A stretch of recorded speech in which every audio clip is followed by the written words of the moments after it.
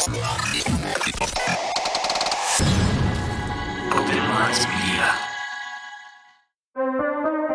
Indiana County 911. My brother's gone. Can you be a little more specific, sir? He took my brother.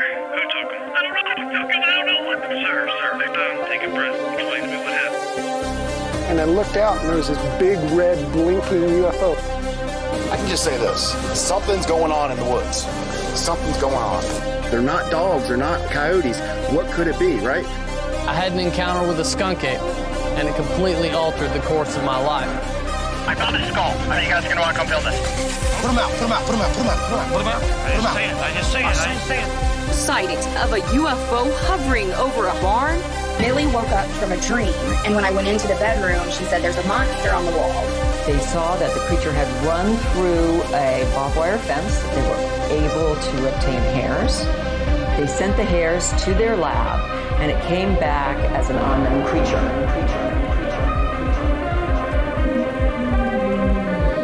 Bizarre Encounters with Shayn Orin.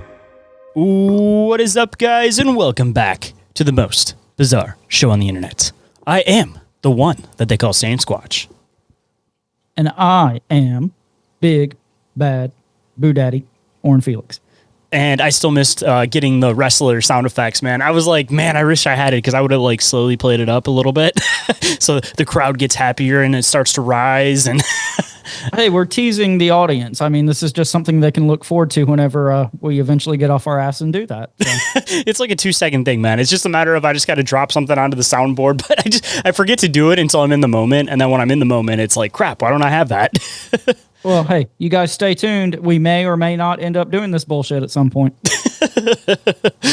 And I know today we got definitely something fascinating to dive into, so I guess we will hop through the news and updates in front of house stuff as fast as possible so we can get into this stuff. As far as news and updates goes, nothing too crazy. On the next episode, we'll probably start promoting the next event that we're going to be at, which is the Cryptid Halloween event that's going to be in West Virginia in October, but we'll get the details and everything all set up for next week and let you guys know about that one. But as far as this week goes, I've been doing it on the last couple episodes. Just want to keep promoting the Open Minds Media merch store. I got 4 recent designs dropped over there. All 4 of them are pretty cool. I think I like them at least, but I guess, you know, if you create the designs, of course you're going to like them, but if you guys like them, you guys can go and scoop one for yourself. George Lucas created Star Wars and he's spent 40 years fucking with it, so. That's true. And then he let somebody else have it and then they just ruined it. Fucked it even more. And everybody's just like, damn it, George Lucas, why didn't you just keep your original shit? Everybody was happy. Everybody was content. Like the South Park episode where Cartman works for Disney. He's like, put a chick in it, make her gay. I think it's it's like the curse of being a creative type or an artist is that you always look back and it'll never be good enough, you know?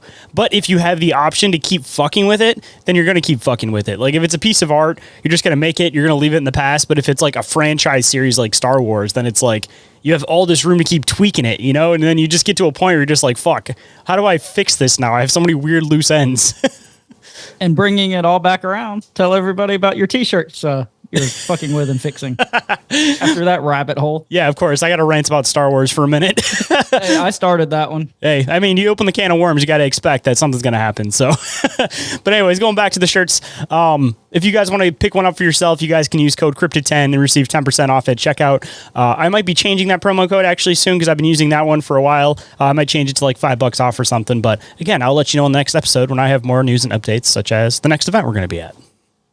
And if you guys want to keep up to date with Open Minds Media and Bizarre Encounters, follow us on social media. Instagram is where we're most active, but we've also got content on the TikTok and the YouTube and the Discord and just all the internet things. So just find us, like us, share, subscribe, all that good stuff.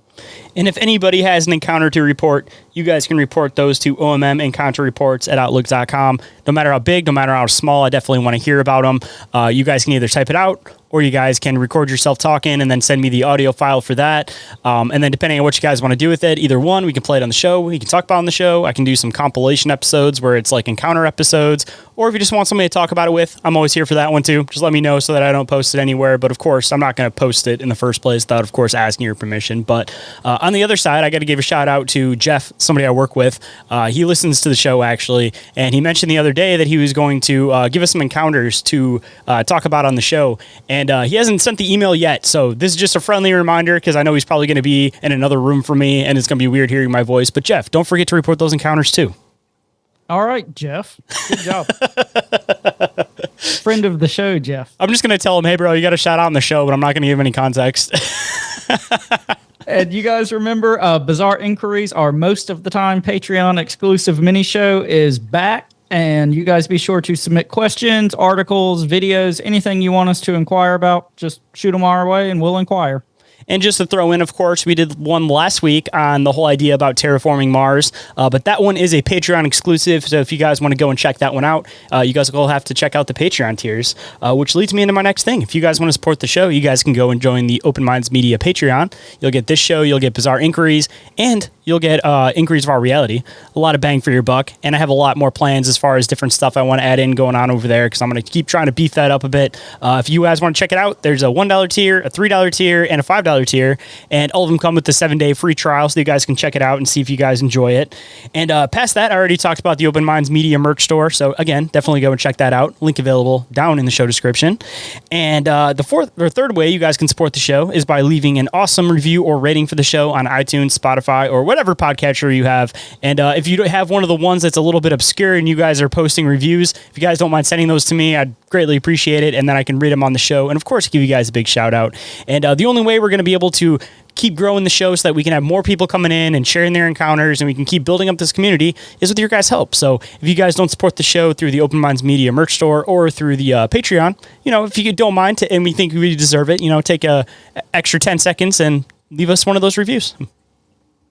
And all of this shit we've mentioned is in the link tree in the show description. And with that, hopping into this fantastic show we have today. Last week, of course, we did one of the topics that I dived into, my whole continued experiment theory, as I decided to call it later on. But of course, this week we do this back and forth. So the topic this week is Orin. So without further ado, man, why don't you let them know what we're going to get into this week? All right. So today we are going to hit one of the kind of big cryptids that we hadn't talked about yet on the show.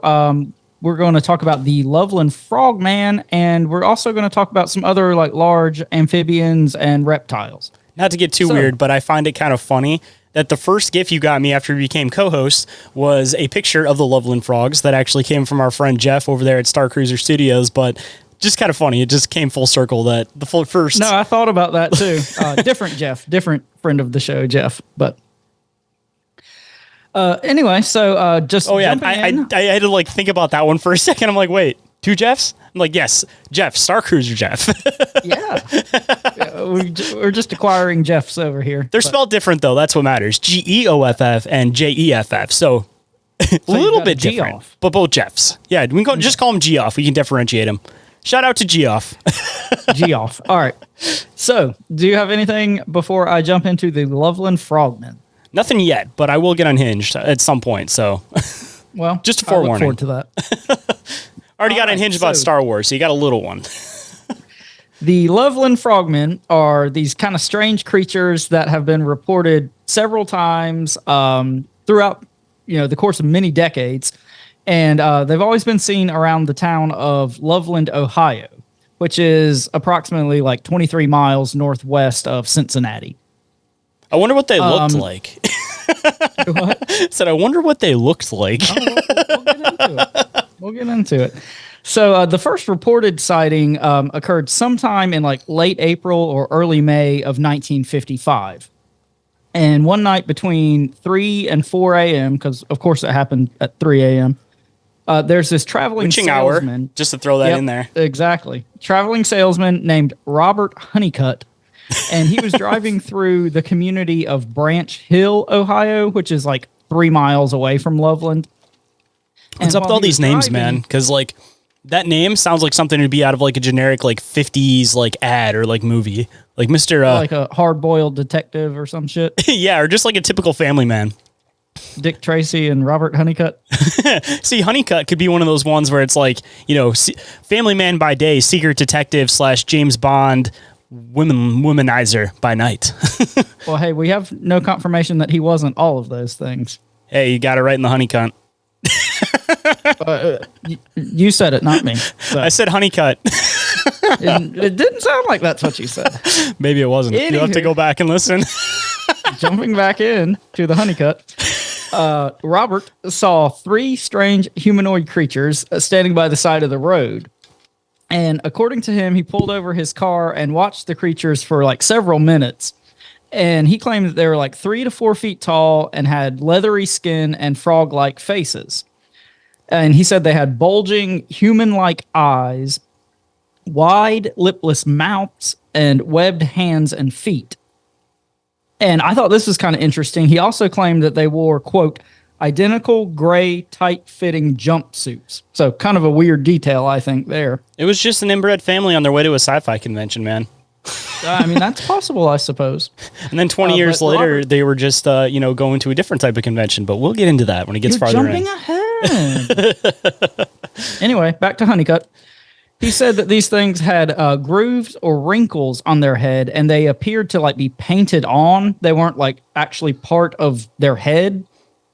And he said that one of the creatures was, quote, clutching a dark object above his head that was shooting out an arc of bluish white sparks. So a lot of people have like kind of likened this to like a magic wand that this thing was wielding.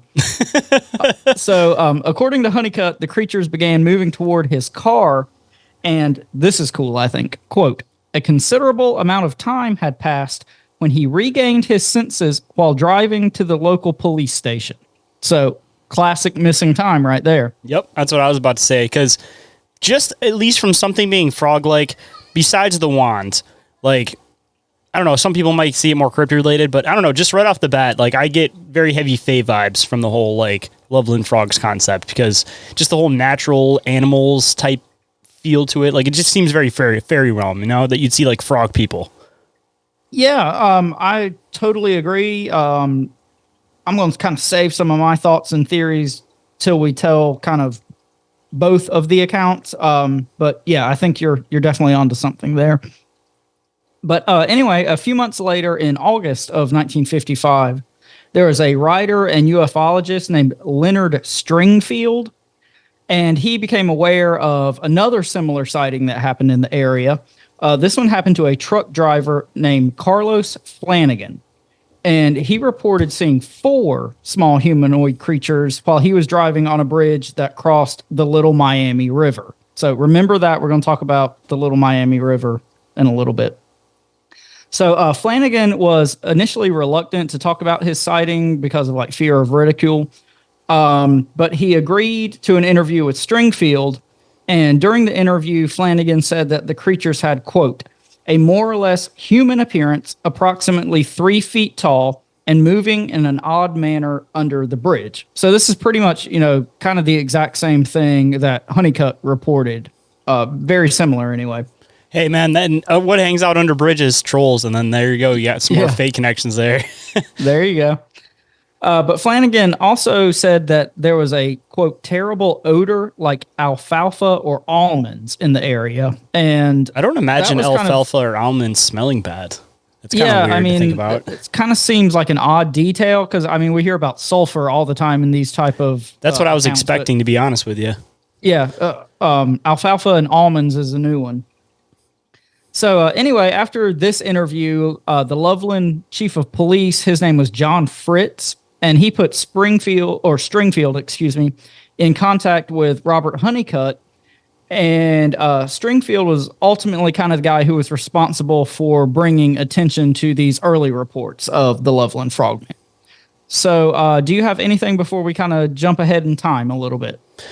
I'm just going to make another shout out to this one being somewhat Fae related, because even the alfalfa and almonds, I don't know, I still get kind of like a Fae vibe from that, Yeah. Because usually, the Fae stuff is usually berries, but I don't know. I kind of associate, like, nuts and berries kind of together, like, maybe the berry thing is specifically with fairies, but other Fae beings have specific attractions to, like, other, like, natural snacks, like easy snacks, you know what I mean? Yeah, there's definitely some odd details in these first 2 kind of early sightings. The sighting we're about to get into, I think, might be a little something different going on. So I'm interested to kind of get your take when we talk about these. But so we're going to jump ahead to 1972. And just to throw it in, the picture that you got me is the 1972 encounter, because I know that Jeff has the multiple encounters as different drawings. Yeah, so this happened 17 years after the original sightings. And so approximately 1 a.m. on March 3rd of 1972, a Loveland police officer named Ray Shockey was patrolling a road called Riverside Drive in Loveland.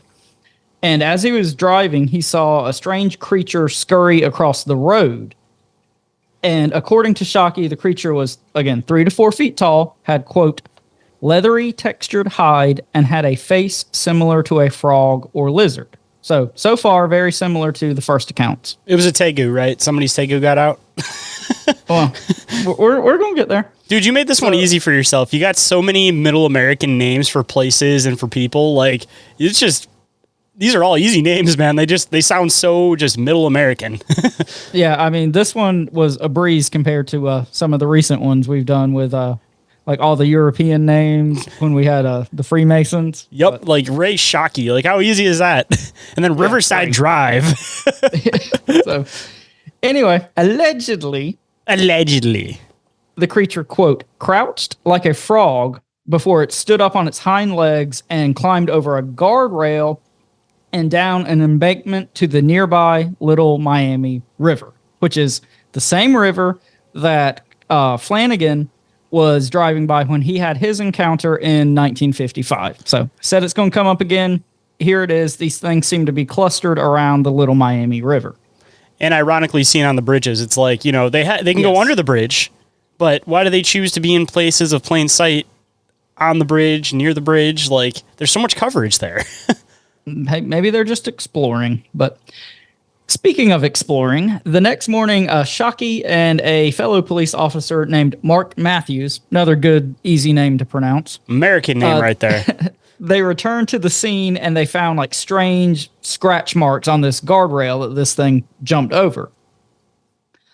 So a few days later, on March 14th, Mark Matthews, the second police officer, had his own kind of sighting encounter while he was driving in the same area. So he claimed that he saw a strange creature crouch by the side of the road. And initially he thought that it was like some sort of like dead animal or roadkill. So he pulled his car over to kind of investigate. And as he approached this creature, it jumped up and, quote, half hobbled toward a guardrail. So here we go with guardrails again. Allegedly, Matthews drew his gun and like fired several shots at this thing. And it allegedly climbed over the guardrail and escaped toward the river. So just like in Shockey's sighting. And following this encounter, Matthews claimed that the creature he saw was similar to the one that Shockey reported, except that it had a long tail, which Shockey did not say. But remember this point about it having a long tail, supposedly? This is going to come up again in just a moment. Was that something that got left out of the first report? Like, it may have had one, but like you just didn't notice it or something? It's possible. I didn't see confirmation one way or the other. Like, I didn't see anything that he specifically said it did not have a tail. I think he didn't say that it did. See, and that's one of those things that you make the original report and then somebody else comes out and has something similar to it, and then they have this detail, and it's like, even if you do remember that detail, you almost like don't want to be like, oh yeah, it also had that, because I feel like it would make people kind of question your story a little bit. So, you know, he may have seen it, he may have knew that he'd seen it, but he just didn't want to go back and seem like he was adding more details to his encounter after another encounter came out. Well, and just like with the first encounters that we talked about, you know, the initial one talked about how they were wearing like gray jumpsuits. The second encounter didn't say anything about jumpsuits, but it also didn't say that they were like naked, you know? So, I mean, they theoretically could have had jumpsuits on as well. So, hey, maybe they looked a little bit different because it was, you know, they're going through different stages of metamorphosis, you know, just like a frog would do, because like the first, at least like the pictures and stuff I see of the first ones, like they seem like they're like the predecessor to how people explain like the second sightings.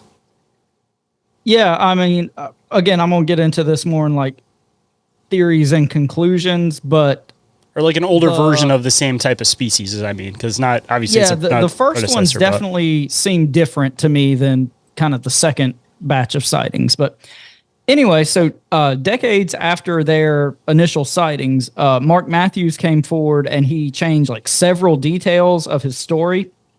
I say that, and then the next line. So he now claimed that he actually shot and killed the creature, which before he claimed that it escaped over the guardrail. And he said that it was nothing more than, quote, a large iguana about 3 to 3.5 feet long, and it had its tail missing. Which, again, he said at the time that it had a long tail. And now he's saying this was just a big iguana with its tail missing. I'm going to be honest with you, too. If this is March, that's... Ohio is relatively close to where I live, and I don't think an iguana is going to survive that well in cold conditions like that. Like, I'm assuming that it's probably, 50s during the day, probably drops down to maybe like the 30s at night, and I don't think an iguana is going to be able to live in that environment anyways. Yeah, especially for like an extended period of time. Yeah, like if it was just a one single sighting thing, maybe, but again, even if you can go back and identify it as an iguana, then why wouldn't you have just done that in the first place? Because seeing this bipedal creature versus seeing an iguana are two very different things. So it's like, even like with the Lake Thydus lake monster, where they're like, oh yeah, we saw this big, black lagoon looking creature, and later on they're like, oh, it was just a tegu. Like, it doesn't make any sense to me. Like, how are you confusing a bipedal creature running at you with a 4-legged ground dwelling lizard? Well, not ground dwelling for iguana, but you know what I'm trying to say. Yeah, and the whole like tail versus missing tail detail, I mean, that pretty much loses all credibility with him as far as I'm concerned. And even so, if it lost its tail and then the second cop saw it and it had a tail, iguanas don't grow tails back that fast, so it wouldn't have had its tail back. Like, iguanas do drop their tail as a defense mechanism, but it wouldn't grow back that fast. So, and the guy said in his initial sighting that it had a long tail, and then he came forward decades later and said it didn't. So, I mean, he was full of shit one of the times, at least, True. Which sucks because it's like, he's a cop, so you're hoping that it's like the good, solid, this is exactly what I saw. Like, it sucks when you have somebody that, like, changes it. It's like... Yeah, well, that is not what we got with Mark Matthews here. That motherfucker. That motherfucker. So anyway, that motherfucker, Mark Matthews, he said that he showed this iguana to Shockey, and Shockey confirmed that it was the same creature that he had seen, a couple weeks prior. Like, I know you live in Ohio, but you've never seen an iguana before? Like, not in books, nothing? Like, I know it's the 50s, but people don't know what iguanas look like? Or 70s. 72. That's not that long ago. So yeah, again, people don't know what a fucking iguana looked like in the 70s? That was like a popular pet then. So Matthews went on to theorize that the creature was most likely a pet that, quote, either got loose or was released when it grew too large. But it should kind of be noted that Shockey's, after his initial sighting, his sister drew a sketch of what he had saw. And the sketch like clearly shows a bipedal man-like frog monster thing. So, I mean, I don't know what Matthews is kind of trying to play here, but I mean, unless he got so much ridicule for it that he just was like, it was an iguana. I just tried to, and that's very possible. But I mean, basically everything that he came forward and said is a direct opposite of what happened at the time. The other side that I was thinking of too, as far as ridicule goes, like if they were both police officers, they both saw this thing, they may have coordinated later on to make it look like it was just an iguana and then call it a day, be done with it. Because, being a cop, if you're somebody that's seen like a weird creature or something, I'm sure that you have the other cops that are joking with you and they're like, oh yeah, we got a weird creature report. You know who to send out there. And they're probably just kidding. Decades later when they came forward, or Matthews anyway, came forward and changed the story. So, I mean, they could have still been police officers. I mean, they could have spent if you've been putting up with that shit for decades. I mean, I don't know. He was just going to be an old man. He didn't want to take the shit no more.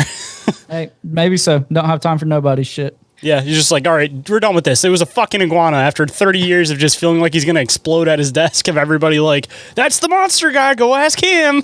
Case closed, nothing to see here.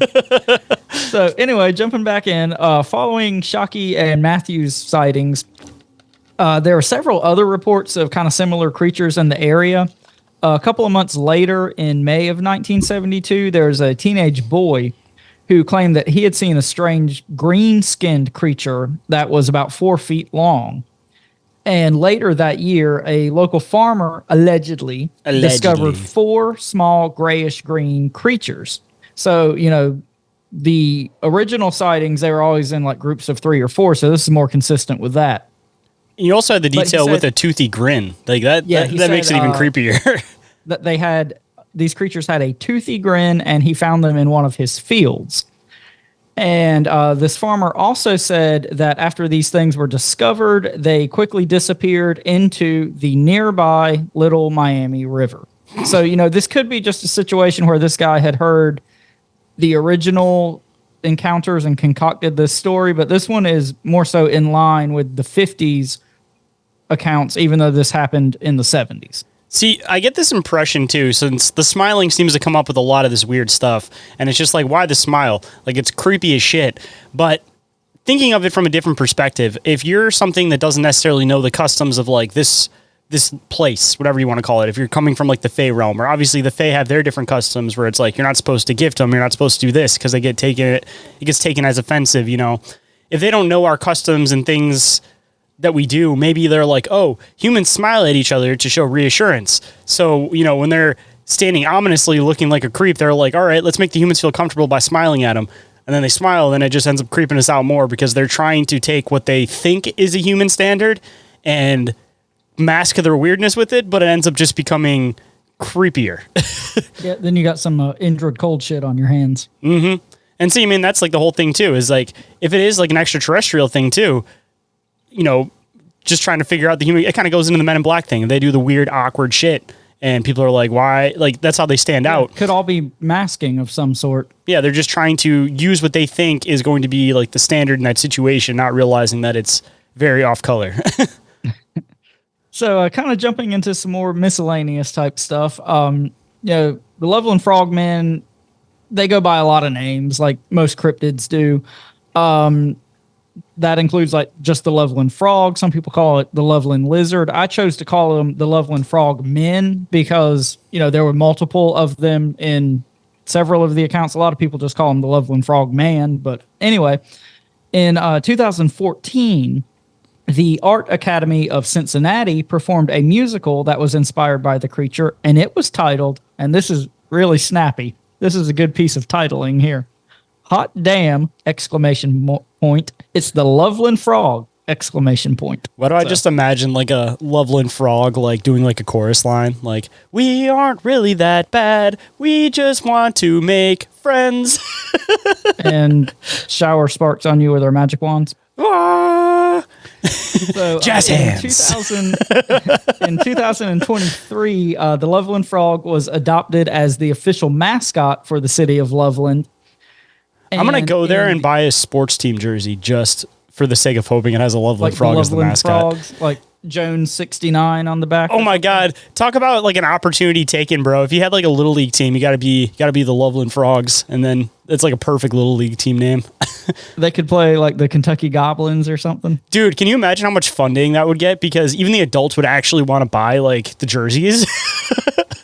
I mean, with some of those like minor league baseball team names, that one's like downright logical. So that's what I'm saying, man. And like people end up having more love for those teams than they do the bigger teams a lot of the time. Because it seems like the like semi-pro teams, like their fans. I mean, you got diehard fans for normal hockey stuff or normal like any sport, but like it seems like it's way different with the local shit. Like people are even more diehard for that, and that's coming from somebody in Michigan, where it's like Michigan and Michigan State are loved more than any of the damn fucking professional sports teams. Yeah, well, that's how it is too. I mean, it's like college teams above all else here. So. I mean, it also probably depends on if you have a state with a good football team. And at least speaking for Michigan, we got the Lions. So who the fuck cares about the Lions? Everybody's like, Michigan State. Well, after having a track record of being the worst team in the NFL for years, I mean, they have a record for that. This is true. This is true. Like, how bad are you to set a record for being the worst team in the NFL? Hey, at least they got something. That's true. At least I got some type of trophy, right?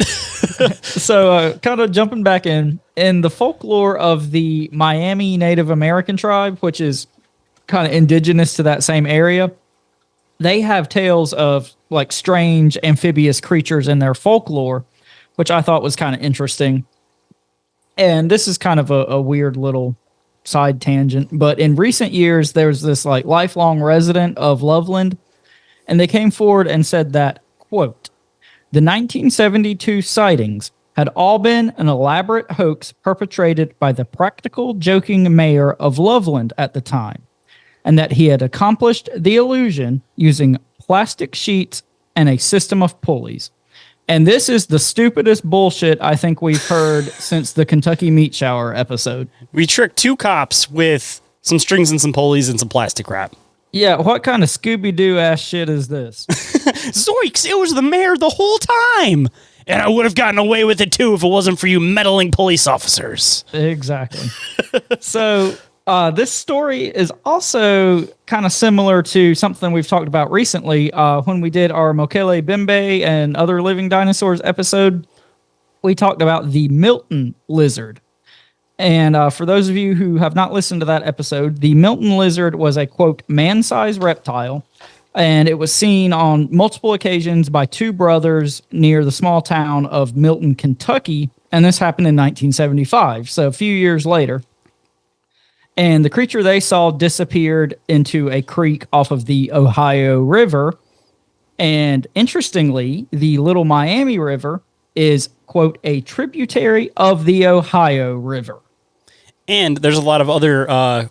like a lot of Sasquatch sightings and stuff seen near the Ohio River too. So I mean, just to add in more weird phenomena. Well, and the Ohio River, that's Mothman Point Pleasant shit too. And to throw in something else kind of weird to think about, when I was digging into the whole like Edidorpa thing a long time ago, supposedly where this entrance to the caverns is, that supposedly there was a researcher that actually went and found it but couldn't go any deeper because of just the equipment at the time, according to Manly P. Hall, because I heard a lecture of them talking about it. But anyways, that location was off of the Ohio River somewhere. So also another weird connection that there's the possible entrance to Edidorpa just off the Ohio River somewhere.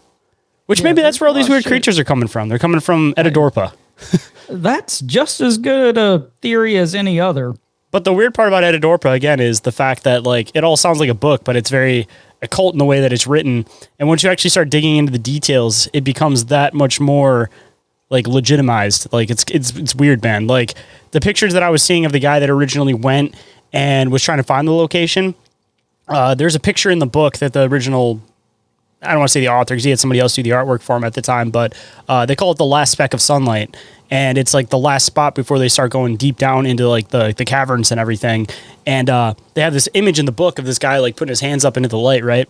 And the picture that they have of this actual tunnel is like exactly that from the book. Like the shape of the hole in the top of it is exactly the same. Like the way that the rocks are sitting, the water, like it's fucking creepy, dude, if you actually look it up. I mean, we talk all the time about these kind of window areas or places where the veil's thinner and all this weird shit happens. And I think it's totally logical that there is somewhere in this region, maybe along the Ohio River where there's some sort of portal or something where these things are coming out of. I mean, that makes perfect sense to me. And just to make another connection in with the last episode topic that you covered with the Freemason thing, a lot of the stuff for Edidorpa is linked in with like the occult, and the reason why the guy gets like sent down on this journey is because he starts like releasing secrets and stuff, and then they basically like take him and rub this stuff on his face, and it makes him look like an old man and stuff like that. So it's like also has weird Freemason / occult links to it. Hey, doesn't everything? That's true. If you dig far enough into it, you're gonna find some weird occult Freemason shit in pretty much anything. But in all fairness, though, I just think the Freemason / occult follows weird locations. So it's like, if there's going to be a portal location or any kind of weird location, like no questions asked, there's going to be somebody occult linked in with it just because that's a point of interest, Absolutely. So kind of closing out the Loveland Frog, I think it's possible that there's kind of 2 different things going on here. The 1955 encounters, to me, have more of like a extraterrestrial flavor. I mean, we talked about the gray jumpsuits and the missing time and even like, this strange device that they had, and then the guy experienced missing time. Hey, and then linking in with my topic for last week, 1955 was right around the time that all of the UFO propaganda books, all that kind of stuff was being written. So by 1955, because it all started around 1951, where it started getting really popularized, like the whole extraterrestrial mindset and men from space concept was already implanted in people's heads by then. And it's kind of possible too. I just thought about this while you were just kind of elaborating there on that. But we talked about how prior to the Betty and Barney Hill situation in the 60s, this concept of spacemen and like the Greys weren't really a thing. These Loveland Frogmen creatures from the 50s encounters, I mean, they could be, again, issues of language for Greys. Or on the other side, it could have been a precursor to trying out my whole continued experiment concept where, maybe that wand was some type of frequency and they were like, I don't want to say projecting like psychedelics onto the guy, but possibly doing something that's kind of disturbing the frequency, and this guy's not necessarily seeing them for as they actually are in the first place. Yeah, I mean, it was basically described as a magic wand. And if you have weird technology, what not a perfect place to test it out on some random ass dude in some random small town in America, because he's going to go around telling the stories and nobody's going to believe it. Like test out your weird secret equipment on unknowing people in the middle of nowhere. Yeah. So yeah, kind of closing things out. Like I said, I think the 55 encounters, they have more of an extraterrestrial kind of bend. And I think the 1972 sightings, that theoretically could be something a little more cryptid related. I mean, these creatures were seen, just one of them. It wasn't a group of them. A lot of the weird details, like the jumpsuits and the wand weren't reported with these. So I think it's very possible that there's two distinct things going on here. And just because they happen in the same area, they've kind of been lumped together. But anyway, that's kind of my closing thoughts on that. What do you think about this one, Shane? I mean, I'm going to play devil's advocate on this one and say that maybe the origin / important sighting was the very first one. And then the second one, because there was already the Loveland Frogs, apparently there was a mayor at the time who would have been theoretically willing to, form some kind of hoax to bring in tourist dollars or whatever. I feel like you should go more off the first one than the second one, just because there's a lot more questions with the second encounter than the first encounter. Yeah, no, I agree wholeheartedly. I think there's a lot more merit to the first encounters. I think I'm with you 100% on that. So. And I still kind of go into just the possibility of Fae type beings that, if there are frog-like creatures, assumably they're still going to have some type of change in their growth, just like a frog goes from like an egg to a tadpole to into a frog itself. Assumably something that's frog-like might have somewhat of the same steps and processes. So, I mean, maybe you just saw one of the original three the first time.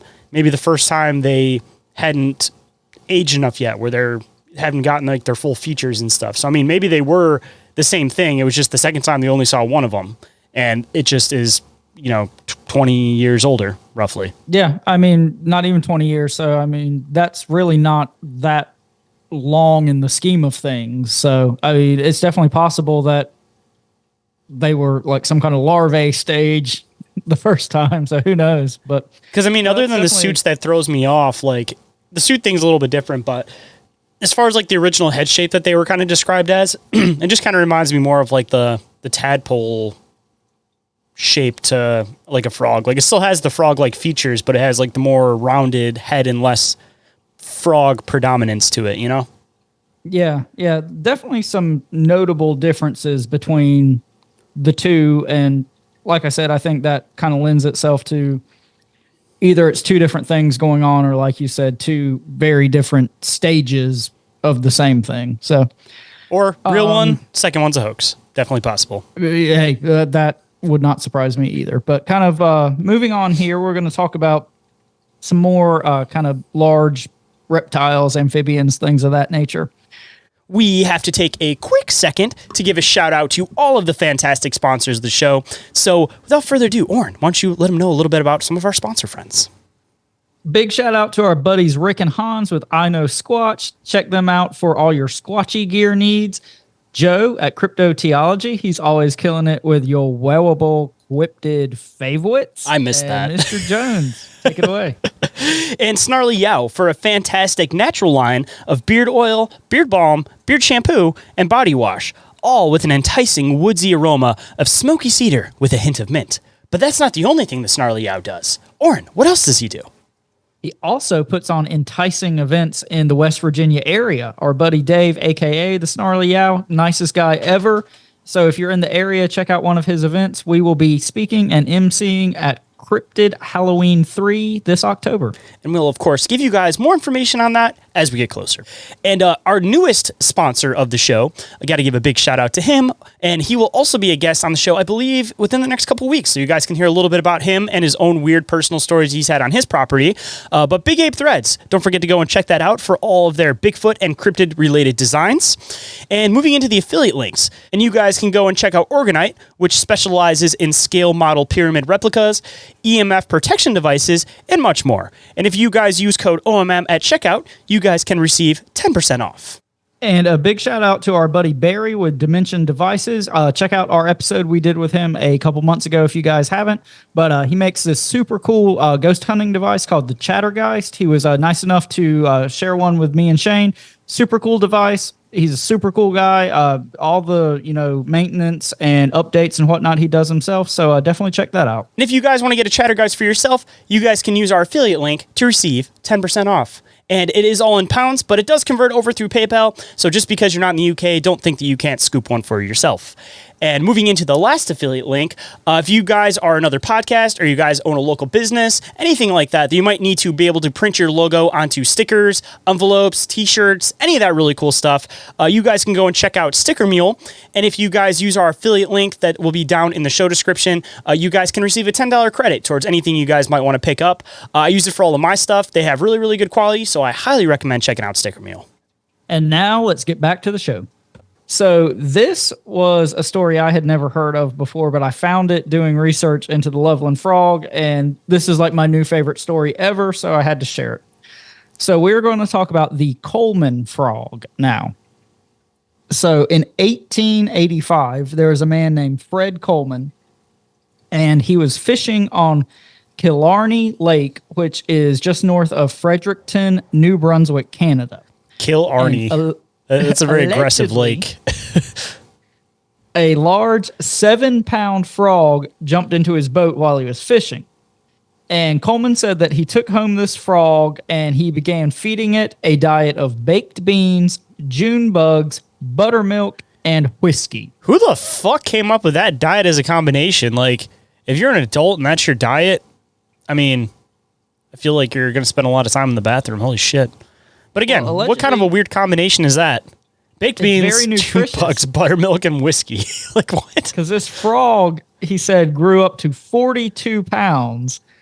But sadly, it died in, quote, a dynamite accident. So pretty much this was Jack Parsons' frog. It was a drunk that died in a dynamite accident. You know what he was actually thinking? He was like, okay, so obviously it's a redneck thing, the whole joke about like putting a firecracker in a bullfrog's ass, But this guy took it to a whole other level. He was just like, damn, as a kid, I used to blow up bullfrogs, but today I have a 42-pound frog. I mean, you're going to need to stick a dynamite frog is 42 pounds. And I mean, just out of curiosity, man, of being like, oh, it's nostalgic, but there's a lot more goo this time. And then he was like, fuck, I blew it up. What happened? Well, I'll tell you what happened. So after the frog's accidental dynamite death, Coleman sent the frog's remains to a taxidermist in Maine. So I don't know, maybe our buddy Kevin, he's got something to do with this. He's from Maine. Go collect us some frog guts, Kevin. Anyway, so the frog was stuffed, and years later, it resided in a hotel lobby in Fredericton. And then in 1959, the frog was found in the attic of one of Coleman's family members, and they donated it to the Fredericton Region Museum, and it's still on display there today. So, of course, this frog and this whole story has been the subject of a lot of controversy, and many people say that it has, quote, a papier-mâché appearance and a gaudy green paint job. But it's even been speculated that the original frog was used as a promotional item for a brand of cough syrup, and their tagline was that it would relieve the frog in your throat. Dude, so looking at the pictures of this thing, like at the museum, like it literally looks like You know when you go to those like roadside attractions where they have like all the dinosaurs and shit? Like that's what it looks like. This does not look like a real taxidermied frog. Like no, and I don't think I added it in the notes, but something I came across, somebody was like, yes, but you have to remember that taxidermy techniques were not as advanced as they are now back then. And I was like, yeah, it still looks a little sketchy. Yeah, there's still some fish that were taxidermy around that time that look perfectly fine. And I assume that it's the same means because it's like, with fish, with frogs, it's like you basically take the skin and then you wrap it over something that's that shape. Where with other animals, obviously, you like stuff them and stuff like that. But like, you know, if they had fish already somewhat figured out, I don't get why they couldn't do it to a frog, you know? Yeah. So anyway, kind of the consensus on this one is that it's more of like a fake or a hoax.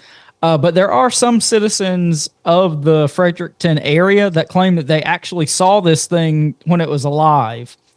And the Fredericton Region Museum has refused requests for DNA testing on this thing. So, I mean, its true identity will probably never really be known, but it's a fun story anyway. And the drunk exploded by dynamite Coleman Frog is now my new favorite thing. It kind of reminds me of the Beast of Busco. Like, one, the dynamite, and two, just like it's a cryptid. Get there. But keep jumping ahead. Oh, I'm sorry. But, like, it's not as crazy sounding as like typical cryptid encounters. Like it's basically just a giant version of an animal. Frog. Yeah. Yeah. Same with the Beast of Busco. Drinking whiskey and eating baked beans and playing with dynamite. That's kind of a bit out there. Well, I think the dynamite was an added thing, but other than that, I mean, if you take food away from an animal, it's going to eat what gets put in front of it after a certain point. Yeah, like whiskey. Yeah. Why not? I mean, fuck. Makes it feel funny. This next section, I think you will enjoy since you're kind of into Asian culture and folklore and whatnot. So, in a lot of my research, I found the Loveland frog being compared to these amphibious humanoid creatures from Japanese folklore that are known as the Kappa. Dude, I love the Kappa. We can get into this one. Yeah. I don't know if you have all the weird details to this one, but they got some weird details to the Kappa. But I knew you'd like this one. So, if you know anything about these, jump in whenever you want to. But anyway, so the Kappa are said to be river imps or water sprites that inhabit the ponds and rivers of Japan. Roughly, they're supposed to be the size of a small child, so kind of the same size as the Loveland frog. They're supposed to have green, scaly skin, webbed fingers and toes, and this is kind of interesting, turtle-like shells on their backs. Their heads are also described as monkey-like, but many times they're also described as having beaks like a tortoise. And this is kind of, I think, the oddest detail of these things. The top of their heads are said to feature like this depression or dish, as it's kind of referred to. And this dish kind of is supposed to hold water. And it's said that if the water in the dish is spilled, the Kappa are weakened or immobilized. So sometimes they kind of cover this dish with like a metal cap for protection. But descriptions of these things. I want to add in a detail about the I want to throw in the stuff with the cucumber because I don't know if you have any of the cucumber stuff in here, but I'll wait till the end. Okay. But at least for the thing on their head where they're supposed to be immobilized if they dump that cup of water, they're supposed to have, good mannerisms like people in Japan and stuff like that. So supposedly one of the tricks to get away from the Kappa was that you're supposed to make it bow and it would spill its cup of water. Yep, that's in here. But anyway, so they say that they have the ability to walk upright, but they're also oftentimes seen crouching on all fours, so also kind of like the Loveland Frogmen. So they're known to be relatively friendly towards humans, and they sometimes kind of even help them with chores, but they can also be extremely malevolent. And this kind of sounds like you're talking about like fairy type stuff. This is straight out of the fairy playbook, it seems like to me. So kind of the more malevolent side of things, they've been known to drown humans and animals, especially horses and cows. They've been known to kidnap children and rape and impregnate women. So there's a lot to unpack in that sentence and a lot of kind of connections to other shit we talk about on the show. And you're about to get, I was reading ahead a little bit because I was making sure you had this part in there, but it's about to get a lot more ridiculous as far as Japanese folklore with this common concept with a lot of it. Yeah. So allegedly, the offspring produced by these assaults are described as being repulsive, which this kind of gets into like alien abduction, fairy, Nephilim type stuff. So a lot of connections there. And this is okay. If the drunk dynamite frog is my favorite thing, this is my second favorite thing. So the Kappa are known to attack humans and remove their Shirokodama, which is, quote, a mythical ball said to contain the soul, which is located inside the anus. And Japanese people have a weird, like, the more you dive into Japanese folklore, like, you understand why, like, hentai is a thing there, because so much of their folklore is related back to things, pulling things out of your ass, and doing sexual weird things to you. Like, this is not a off thing where this is the only Japanese folklore creature that tries to attack your butthole. Like, this is a common concept for most Japanese creatures is protect your butthole. Yeah, and they say that they get power from taking this thing out of your asshole. Which, I mean, who are we to argue with that, I guess? But shit power! These things are also said to be fond of eating human flesh and drinking human blood. So when we talk about, this mythical ball that they're taking that gives them power and, drinking blood, this has a lot of kind of like adrenochrome connections to me. And like pineal gland, all that kind of stuff. I know that's kind of taking a hard turn here, but that's what I thought of when I was reading and researching this stuff. Hey man, there's got to be something human blood, because it seems like every creature just craves it. Like, it must be extremely addicting, because these elites with their adrenochrome addictions. I mean, well, that's a mixture of blood and adrenal gland fluid, but they're butthole addictions. They're butthole addictions. Hey, speaking of fun facts, just to throw this out here, and I'm sure that you're going to want to move on right after I say this, but I'm going to say it because I find it hilarious.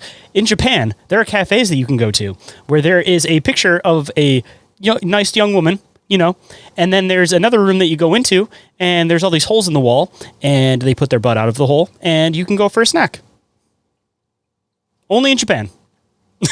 I have more questions than answers from that, but I'm not sure if this is the appropriate form. We'll save that one for after dark.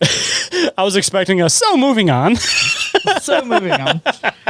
So we've talked about kind of the more malevolent attributes of the Kappa. They've also got some kind of more whimsical things about them. Like you mentioned a little bit earlier, they're said to be extremely polite. And if a human bows to them, they have no choice but to bow back. And this will spill the water out of the dish on their head, rendering them unable to move until the dish is refilled.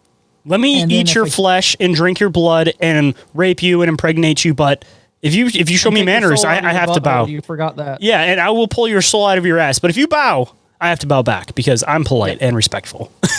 Yep.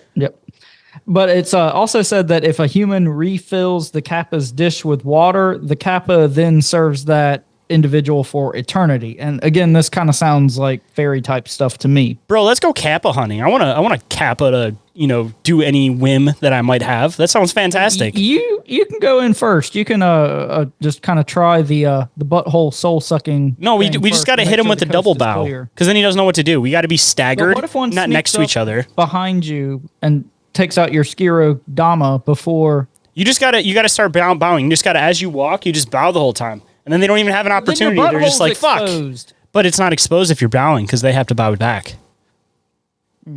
There seems like a lot of things that could go wrong. You guys gotta go, we gotta go back to back, butt to butt, dare I say, and just bow out. It's like, those scenes in the movies where they have the guns and they're back to back and they're just doing the spray in circles. Yeah, you got to do that with bows. Like, I've got your six. Exactly. By your six, you mean your butthole. Yeah, you got my butthole to protect your soul, and we'll get ourselves a Kappa servant. New intern for the show. Bizarre Encounters intern is now a Kappa. Our manservant. We just got to watch mech conventions. He doesn't do well with others. Moving on. So, damn it, your assistant tried to steal my soul out of my ass again. Can you get him to stop? Just bow to him. That's just Trevor. He does that from time to time. Just leave him alone. Yeah, I just decided our pet Kappa's name is Trevor. That's perfect. It fits. So anyway, These things have been reported for centuries, and in 1801, one was allegedly captured in Mito, Japan, and it supposedly had, quote, a large chest, crooked back, and 3 anuses. Leave it to the Japanese to include that detail. Yeah, we've talked about buttholes more in this episode than I think all the other ones combined, and we've talked about buttholes a lot, I feel like. So apparently in Japan, if any creature dies, they go, check it, see how many buttholes it has. That's like a first thing. Like, you're getting a detail of the monster, and they're just like, it was huge, it had giant eyes, it had thousands of things that are like, no, get to the important part. Situation. Yeah, what's the butthole situation? How many are there? Tell us the important information that we need to know. 3 buttholes. We're going to kind of segue a little bit from buttholes to cucumbers here. So, the cucumber is supposedly the Kappa's favorite food. And in Japan, there's a sushi roll that's filled with cucumbers, and it's known as a kappa maki, which is ridiculously fun to say. Is that a cucumber in your pocket, or are you just weeding off kappas? Yeah, I'm just happy to see you with my kappa maki. Nope, that's just my dick. So the kappa also, like we said, kind of shares a lot of similarities with fairies. They're said to have an aversion to metal, especially iron. And they're known to kind of be tricksters and play tricks on humans. And there's legends of similar creatures that can be found like all throughout Asia and even in Europe and like the more Nordic countries. Can you imagine if there was a Kappa hunter, like a vampire hunter? You think of this big badass, right? That has like all the wooden crosses. He has garlic. He has all of this. A Kappa hunter, he's just walking around with a bag full of cucumbers bowing. And he's got his butthole taped up. Yeah. He just has an ass guard, a giant bag full of cucumbers, and he just bows. And everybody just is like, all right, what? Just the context of the 3 things. This guy keeps bending over. He has a bag full of cucumbers. Like, what is he trying to do here? What is he trying to tell people? He's trying to keep his butthole from getting sucked out. That's what he's doing. He's also protecting himself from people that don't understand what he's trying to do. They'll be like, is this what you want? Like, just grab a cucumber out of the bag. On the loose again. All right, so sorry, it gets unhinged anytime you get into the Japanese stuff. Like, it's just expected. I don't think we're going to talk about buttholes in the next section. So, do we have any more butthole jokes we need to get out before we move on to the Beast of Busco? I think that we got enough butthole jokes out, but anything Japanese, we're going to either come back to butthole jokes or extremely creepy shit, because they got both. It's either sexual or creepy, and that's how they do their scary stuff. It sounds like it can be both. And, yeah, maybe even both. Anyway, so the Beast of Busco. This is a huge snapping turtle that was allegedly seen in the small town of Churubusco, Indiana. And I know a turtle is technically a reptile, not an amphibian, but we kind of talked about the Kappa, and it's close enough, so we're just going to roll with it. It also, like I said, kind of fits the whole thing you're talking about with the Coleman Frog as far as it being like cryptids, because they're unexplained animals, but they're not... Yep. Extravagant. They're just a bigger version of the animal we're already aware of. It's downright logical compared to the Kappa. Exactly. So anyway, the first reports of this creature date back to 1898. And there was a local farmer named Oscar Folk. And he told several of his neighbors that he had seen a large turtle in a lake on his property. So we're going to now fast forward to 1948. And the farmland that was formerly owned by this Folk character was now owned by a man named Gale Harris. And there were 2 locals named Aura Blue and Charlie Wilson, and they were fishing in this same lake. And the lake was now known as Folk Lake, kind of in honor of the original owner of the property. Talking about weird names, Aura Blue. If it wasn't for it being 1948, that definitely sounds like they had hippie parents. My daughter's name is Aura Blue. That's like the most porn star sounding name I've ever heard. I think, again, hippies. Like, my daughter's name is Aura Blue, and this is my son, Aura Green.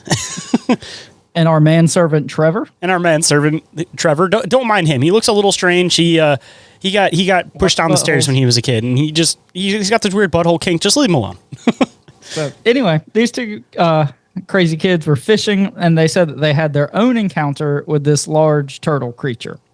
They claimed that it was 15 feet long, 4 feet wide, and weighed approximately 500 pounds, which I don't know how you would even approximate that when you just saw this thing in the water. But anyway, just looking at something like, that's about 500 pounds. They said that the shell was as big as a dining room table, which that's, more logical. I can see how somebody could be like, yep, dining room table. I mean, I have seen some pretty damn big snapping turtles, like just people like post some stuff when they're fishing and stuff. So it's like, I feel like it's one of those things where it's a matter of the environment. Like these things live a long time anyways. And if they have the room and the space, like they're going to get to whatever. Yeah, this thing could have been like 300 years old for all we know. Mm-hmm. And it may have been a specific species of snapping turtle that it did have like a longer life expectancy. Because I mean, even if they theoretically were like went extinct, the ones that were around still were going to live their lifetime, and then they would have just not reproduced and passed on. So I mean, he could have been like the last of his specific species of snapping turtle, Yeah, I mean, this thing was originally seen in like the 1800s. So if it was like old then, it could have been from basically a bygone era, And I mean, at least like tortoises, like the average life for most tortoises is around 100. So I mean, just to give some context. So anyway, Blue and Wilson, they also claimed that the creature attempted to like rip the fishing poles out of their hands, which I thought was kind of a fun little tidbit. Them damn snappers, bro. They're always trying to get your bait. But a little bit later in 1949, Harris claimed that the turtle had begun to eat his livestock. And allegedly. I let like 3 go. Allegedly. This is a big allegedly. We got a lot of allegedlys on the show, but this one needs. I like how you put that in parentheses in the show notes. Yeah. That just made it that much better. Sure I said this is a big allegedly. But anyway, Harris claimed that he contacted the local police department and they attempted to remove the turtle from the lake using a team of Clydesdales. So basically, they got the fucking Budweiser horses out there to get this big ass turtle out of this lake. And if anybody hasn't seen the Budweiser horses, those things are beasts. Yeah. However, the chains connected to the horses broke and the turtle escaped. Of course it did. Dude, when you dive into the story, there was like multiple attempts that this one man tried to like kill this fucking turtle. And it just sounds so like old cartoon that it's like, damn it, foiled again. Like there was one thing that they went to go dive into the lake where it was at, trying to find it. And one of the men got like something happened to his equipment and they had to like rescue him and stuff. And then there was supposedly like somebody saw the turtle scampering away. And it's just like, damn it, he got us again. Just imagine like the, Bugs Bunny, or not Bugs Bunny, the coyote and the fucking Roadrunner. Wile E. Coyote. Yeah, Wile E. Coyote and the Roadrunner. Just, God damn it. And including the dynamite, too. And I mean, I'm sure you'll get into the dynamite part, but... I don't know if I hit on all that. Like I said, I cut out some of the details of this, but yeah, there's some wild shit with this story. But there was just to throw in a funny detail. There was supposedly the guy who was I can't remember. I don't remember exactly which guy it was, but there's a guy that was trying to kill this thing, and he supposedly got a bunch of approval to get like this ridiculous amount of fucking dynamite, and he supposedly like completely missed and did not fucking blow this thing up at all, and he had like fucking tons and tons of dynamite. And he went to multiple cities getting approved for more, so he just compiled all this fucking dynamite trying to kill this fucking turtle. Well, he even tried to drain all the water out of the lake to kind of find this thing, and of course no evidence of it was ever found. But yeah, this guy went to great lengths to try to find this fucking turtle, and he never did. Somebody please turn this into like a cheesy hour cartoon of just this guy, and then you have that. Man. We need a live action movie. I want like Will Ferrell to play the turtle hunter guy. Dude, you got to either do it one of two ways. You got to do it the typical Will Ferrell way, where he's like, God damn it, he did it again, it got away, and he just screams. Or you do it the old school style, where it's just like the black and white movies, where you have the words that pop up here and there, and it just has Will Ferrell just jumping up and down, and it's like, damn it, foiled again. What if we did like a dramatic retelling and like Daniel Day-Lewis played the turtle hunter? That would be pretty snappy. But then you'd have to get the narrative done by Morgan Freeman. Be like, it was back in the 1800s, and we were just trying to deal got away with a big turtle problem. So anyway, kind of rounding out the Beast of Busco, he is also known as Oscar, which is in honor of Oscar Folk, who was the original owner of the farm. And every June, the town holds Turtle Days Festival, and it consists of like carnival rides and a parade and turtle races, which I thought was kind of fun. And there's also a small statue of a turtle that sits at the main intersection in the town. So that's all I got for the Beast of Busco, and that's all I got for Loveland Frog and big reptiles and big turtles and your butthole getting sucked out. Well, I think the message that we've all learned from this is always protect your butthole. Hey, that's good advice. And if y'all want some other good advice, contact us. If you want to be a guest on our show, if you want us to be a guest on your show, Shayn, tell them how they can do that. You guys can either, one, email us at bizarreencounters@outlook.com, or you guys can go to social media, Instagram or Facebook. Instagram is the one we are the most active on, and you guys can send us a message through there. Or you guys can go to the link tree, which is available down in the show description, and there is a specific submission form that you guys can get a hold of us with. And the other submission form that you guys will find is reporting an encounter. So while you're there, you might as well report an encounter too. And just like all of these weird stories, just like Japanese folklore in general, you know, we always stay weird. We keep it bizarre around here. So guys, always remember to always, always stay bizarre. Bizarre. Bizarre. Watch your buttholes.